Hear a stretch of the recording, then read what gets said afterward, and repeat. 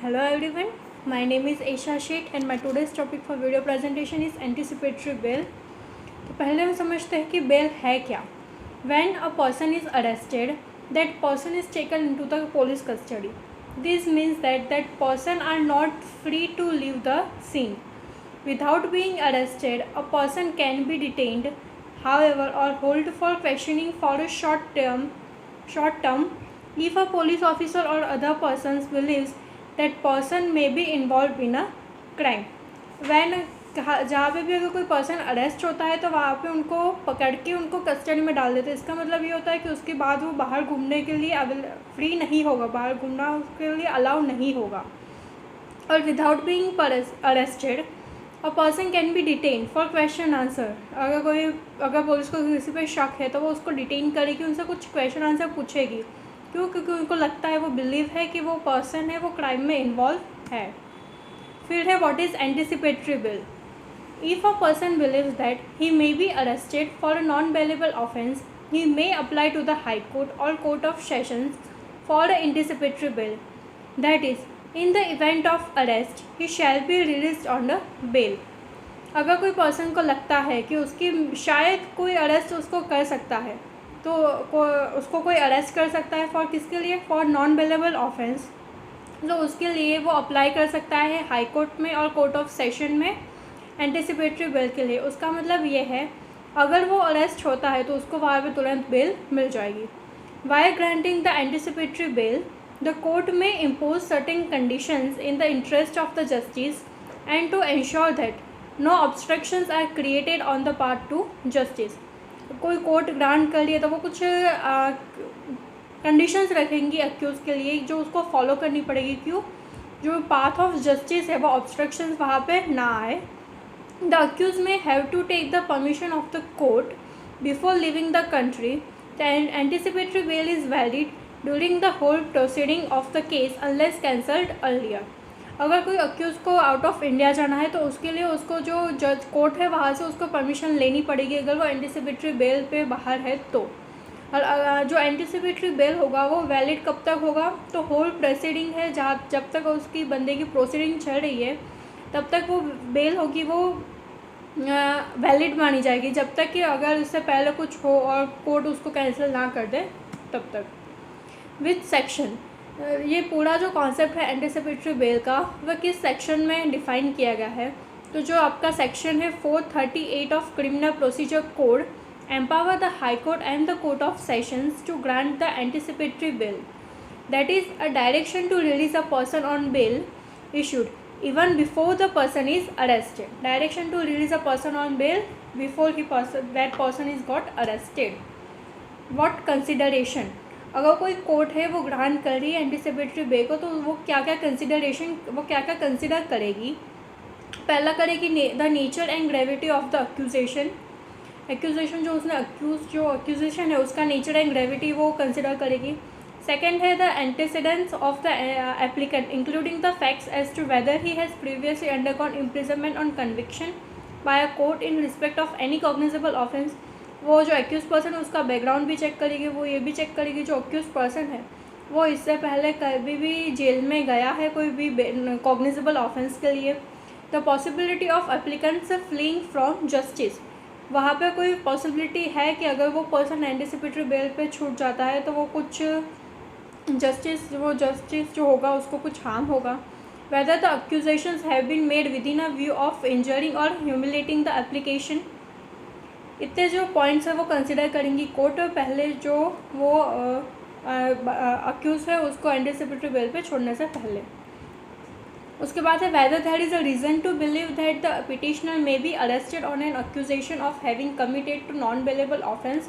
And last consider करेगी whether it thinks fit that in the event of such arrest he could be release on bail and also it may impose such conditions on the order as it may think fit in the light of the particular case.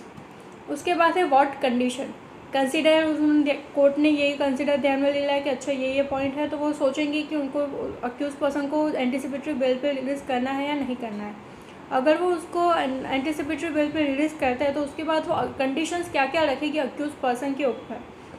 पहली condition ये है कि condition that the person shall make himself available for interrogation by a police officer as and when required. जो पहली condition ये है कि जो पर्सन है उसको इंटरोगेशन के लिए पुलिस के सामने हाजिर होना पड़ेगा जब भी कोई पुलिस ऑफिसर उसको बुलाए, जहाँ पे भी उसकी रिक्वायर हो तब। सेकंड कंडीशन है कि a condition that the person shall not directly और indirectly make any inducement, threat और promise to any person acquainted with the facts of the case so as to dissuade him from disclosing such facts to the court or to any police officer।